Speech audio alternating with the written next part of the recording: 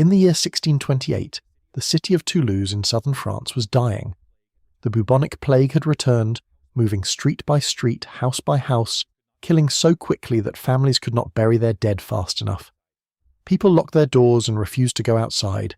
Entire neighborhoods went silent within days. Physicians had no answers. Priests had no answers. The city was watching itself disappear. And yet, in the middle of all of it, 4 thieves were moving freely through the streets. They walked into the homes of the dead and dying. They handled plague victims with their bare hands. They looted. They moved on. Night after night, week after week, they never got sick. When they were finally caught, the Parliament of Too-looz recorded exactly what happened. The judges, astonished that these men had survived repeated contact with the most lethal disease in European history, offered them a deal. Reveal your secret, and we will reduce your sentence. The thieves revealed a preparation they had been rubbing on their hands, their ears, their temples before each robbery. It was a vinegar, steeped with wormwood, sage, rosemary, cloves, and camphor. Strong, acidic, herbal. Today, that formula is still documented in historical records. Historians note it likely worked as a flea repellent, since the plague was spread by fleas, and the herbs in the mixture are natural insect deterrents. But the base of the entire preparation, the thing that held it all together, was vinegar, acetic acid.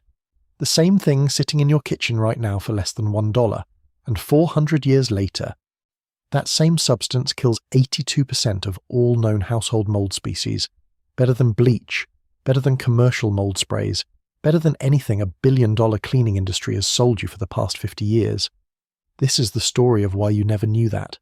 Think about the last time mold showed up in your bathroom. Maybe it crept into the grout lines of your shower. Maybe it climbed up the corner of the wall near the tub. Maybe it appeared under the sink after a slow drip you did not notice for 3 weeks. You saw it. Your stomach dropped slightly. And you did what almost everyone does. You reached for bleach. A survey published in the journal Environmental Health found that approximately 90% of American households use bleach as their primary mold cleaning agent. 90%. Almost every home in the country, reaching for the same bottle, running the same experiment, watching the mold disappear, feeling like the problem was solved, and then watching it come back. Here is what nobody told you about that cycle. You're not dealing with bad luck. You're not dealing with an especially persistent strain of mold. You're watching the exact and predictable outcome of using a product that does not reach where mold actually lives. Every single time. To understand this, you need to understand what mold is doing inside your walls. Mold is a fungus. It reproduces by releasing microscopic spores into the air, and those spores are everywhere, in every home, in every room, floating through the air right now. This is completely normal and unavoidable. The spores only become a problem when they land on a surface with enough moisture to allow them to germinate. The Centers for Disease Control confirms that mold can begin growing on a wet surface in as little as 24 to 48 hours. Once it starts growing, it does something that most people never see and most cleaning products are not designed to reach. It sends roots. Structures called hyphae extend down from the visible surface mold into whatever material it is growing on. Think of them as underground threads the mold uses to anchor itself deep inside walls and wood and grout. On bathroom tile, which is hard and non-porous, those roots stay shallow. The surface and the roots are essentially the same thing. Something strong enough to hit the surface can reach the entire organism. But mold almost never stays on tile. It grows in grout, in drywall, in wood, in the spaces behind walls where moisture collects and never fully dries. These are porous materials, and in porous materials those roots drive deep, far below anything visible on the surface. Now spray bleach on that. The bleach hits the surface layer. The chlorine strips the color from the surface mold. It turns white. The mold looks gone. But bleach cannot penetrate porous surfaces. Its chemical structure prevents it from soaking in, so the chlorine evaporates almost immediately, leaving behind the 90% of bleach that is plain water. That water soaks right into the porous material. It travels down the same pathways those mold roots created, and it arrives at living mold threads that the chlorine never touched, delivering fresh moisture directly to them. According to the Occupational Safety and Health Administration and the Environmental Protection Agency, bleach on porous surfaces does not just fail to kill mold. It actively worsens the infestation by feeding the underground root system with its own water content. The mold that comes back after bleach treatment on drywall or wood comes back stronger, deeper, and more established than it was before you sprayed anything. This is not a fringe claim from an alternative health website. The Occupational Safety and Health Administration, known as OSHA, was the first federal agency to formally stop recommending bleach for mold removal. The Environmental Protection Agency, known as the EPA, followed. The agency's current official guidance states plainly that using bleach as a mold killer is not recommended as a routine practice during mold cleanup. Two of the most powerful federal regulatory agencies in the United States have told the professional remediation industry to stop using bleach on mold. The average American homeowner was never informed. The Clorox company was founded in 1913 in Oakland, California. Within a decade, it had become one of the most recognized household brands in the country, built on a simple and powerful marketing foundation. Chemical smell equals clean. By the mid-20th century, this association was so deeply embedded in American consumer culture that it had become intuitive. If something smelled strong, it was working. If the mold turned white and disappeared from sight, the product had solved the problem. The cleaning product industry spent decades reinforcing this exact perception. Bleach for laundry, bleach for kitchens, bleach for bathrooms, bleach for mold. The message was simple. The marketing budget was enormous, and it worked with extraordinary effectiveness. By the time the Occupational Safety and Health Administration began revising its mold removal guidance, 90% of American households were already conditioned to reach for bleach as their automatic response to mold. Changing a behavior that entrenched takes more than a government agency updating a technical document that the average homeowner will never read. So the behavior never changed, and the industry had no incentive to help it change. Here is the arithmetic that explains why. A product that actually eliminates mold permanently creates a satisfied customer who does not need to buy more product. A product that makes mold temporarily invisible, only for it to return stronger within days or weeks, creates a customer who keeps coming back. Repeat purchase is the foundation of consumer product economics. The global household cleaning product market is worth over $300 billion annually. Mold and mildew-specific products represent a significant portion of that. When 90% of households use your product to solve a problem that your product does not actually solve, the problem returns, and the household buys more of your product. The cycle is not a malfunction. For the industry, the cycle is the business model. Now, the $1 solution, white distilled vinegar. Standard grocery store variety, 5 to 8% acetic acid, a measure of acidity called pH of approximately 2.5. That acidity is exactly what kills mold, and it does it through a fundamentally different mechanism than bleach. Acetic acid does not strip color from mold. It does not create a visual illusion of cleanliness. It penetrates into porous surfaces, follows the pathways those mold roots created, and once it reaches the mold, threads below the surface, it does something bleach physically cannot do at depth. It breaks down the proteins that make up the mold's cellular structure. It destroys the organism at the root. A study published in 2014 in the journal called InBio by the American Society for Microbiology confirmed that acetic acid can destroy even the bacteria that causes tuberculosis, one of the most structurally tough microorganisms known to science. Household mold is a considerably less formidable opponent. A peer-reviewed laboratory study published in 2015 tested vinegar directly against commercial mold and mildew removal products for two of the most common household mold species. Vinegar performed equally to the commercial products on both species. Across multiple studies, white distilled vinegar has been confirmed to kill approximately 82% of known mold species. Not 82% of surface mold, 82% of species. With penetration into the porous materials where the root systems actually live. And because vinegar leaves an acidic residue on the surface after application, it does something bleach never could. It makes the surface inhospitable to new mold growth. You're not just treating the existing problem, you're changing the environment so the problem has more difficulty returning. The method is straightforward.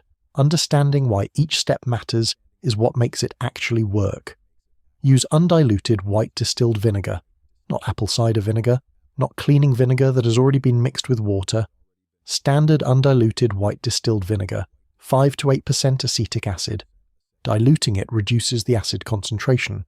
A weaker acid concentration means weaker penetration into porous surfaces and weaker effect on mold roots. Use it straight from the bottle. Pour it into a spray bottle. Do not add anything else to the bottle. Here is a specific warning. Do not mix vinegar and baking soda in the bottle. Every few years, this combination circulates on social media as a powerful cleaning hack. The fizzing looks impressive.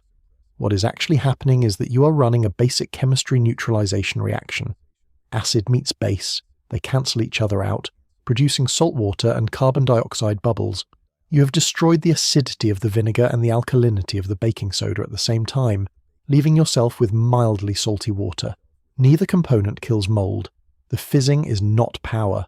It is the two ingredients consuming each other. Spray the moldy surface completely, saturate it, then leave it alone for a minimum of 1 hour. That waiting time is the critical step that most people skip. The acetic acid needs time to penetrate into the porous surface and travel down to where the mold roots are living. Spraying and immediately wiping accomplishes roughly the same thing bleach does. You're cleaning the surface layer only. Let it sit. After the hour, scrub with a stiff bristled brush, hard enough to dislodge the surface mold that the acid has broken down. Wipe clean with a disposable cloth or paper towels and throw them away. Do not reuse whatever you use to wipe mold, then let the area dry completely. Not mostly dry, completely dry. This is where most mold treatments fail, regardless of what product was used. Any remaining moisture creates the conditions for mold to return.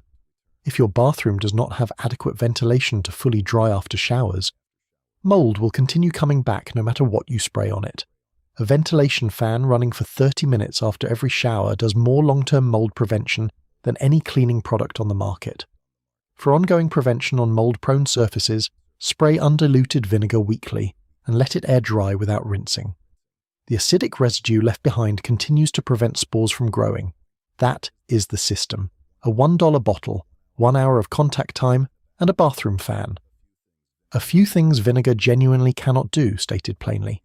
If the moldy area is larger than 10 square feet, roughly a 3 by 3 foot patch, it is beyond home treatment territory.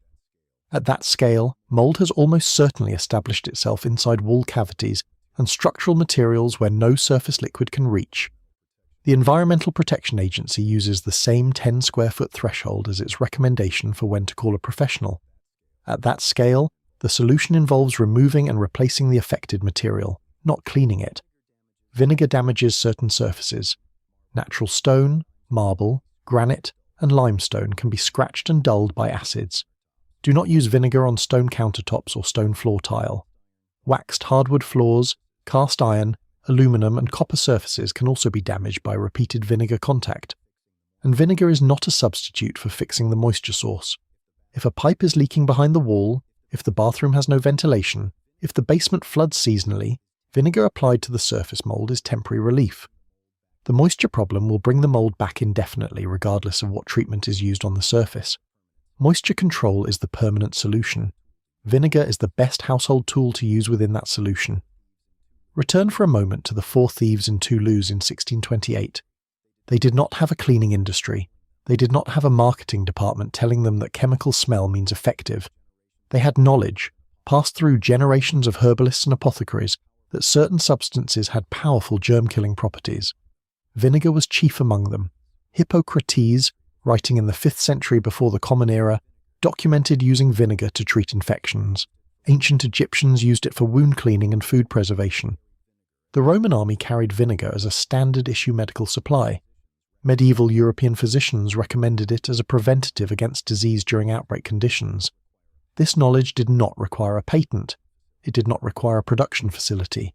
It did not require a label with active ingredients listed in scientific language. It required nothing more than the accumulated observation of thousands of years of human experience. The cleaning industry did not hide vinegar from you by making it unavailable. Walk into any grocery store in America, and it is on the shelf for under $1. It has been there the entire time. What changed was your confidence in it. Decades of marketing trained American consumers to associate chemical harshness with cleaning power, to distrust anything without a warning label, to believe that the most effective solutions are the ones that smell the most industrial and dangerous. The result is that 90% of households reach for a product that the Occupational Safety and Health Administration told the professional remediation industry to stop using, while the actual solution sits in the pantry next to the olive oil. That is not a hidden conspiracy. That is the ordinary and entirely predictable outcome of 100 years of consumer marketing that successfully replaced accumulated human knowledge with brand loyalty. The bottle is still under $1. The four thieves knew what they were carrying into plague houses in 1628. Your bathroom mold does not require a $100 remediation kit, a professional consultation, or a bottle that smells like a swimming pool. It requires an hour, a spray bottle, and the same substance that kept four thieves alive in a dying city 4 centuries ago. The knowledge was always yours. It was just buried under better advertising,